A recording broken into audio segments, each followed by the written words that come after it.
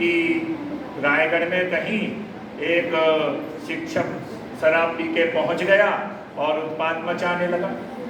दूसरी एक न्यूज मैंने पढ़ी कि मध्याह्न भोजन हो रहा था, एक छिपकली उसमें गिर गई तो शिक्षक को सस्पेंड कर दिया। एक ये भी न्यूज है शिक्षक दिवस की।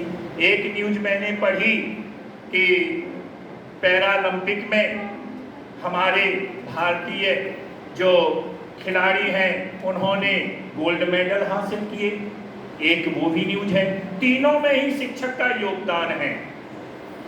अब वह शिक्षक वहां वाला एक सामान्य अपंग दिव्यांग व्यक्ति को लेता है और उसको पैरालंपिक में गोल्ड मेडल, पूरे विश्व में उसकी चुनौती को स्थापित कर देता है। एक तो वह शिक्षक है। दूसरा शिक्षक जो विद्यालय में जाता है, पढ़ाने को छोड़ करके सारे काम करता है, मध्याह्न भोजन भी बनवाता है, अब खुद बनाता है या बनवाता है वो वही जाने, और उसमें किसकी गलती से छिपकली गिरी वो वही जाने, लेकिन सस्पेंड शिक्षक को कर दिया जाता है। एक वह शिक्षक है। और तीसरा तो आपने सुन ही लिया क्या शिक्षक है। तो यहाँ किसकी कमी है या किसका योगदान है?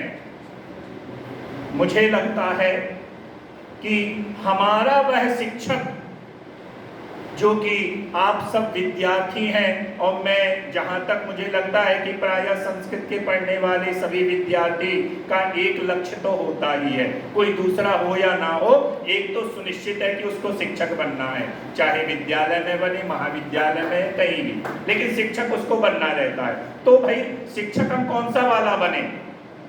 क्या स्कूल वाला, वह मध्याह्न भोजन वाला शिक्षक, या जो दारू पी करके कर रहा है वो वाला शिक्षक, या जिसने दिव्यांग को एक चुनौती अपने हाथ में लेकर के और पूरे विश्व में उसको प्रतिष्ठित कर दिया, वह शिक्षक?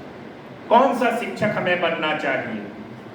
ये एक बड़ा ज्वलंत प्रश्न आज शिक्षक दिवस के उपलक्ष्य पर हमारे सामने खड़ा होता है। तो हमें प्रायः हमारे शास्त्र कहते हैं कि हमें आदर्श वाक्य को ही ग्रहण करना चाहिए।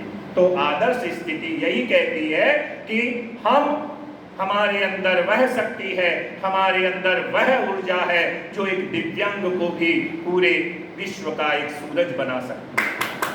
हमारे अंदर वह शक्ति है जो एक सामान्य बालक को भी चंद्रगुप्त बना सकती है, पूरे विश्व में जिसका राज्य स्थापित कर सकती है। वह शक्ति एक शिक्षक में होती है। क्या हमारे आज के शिक्षकों में वह शक्ति है?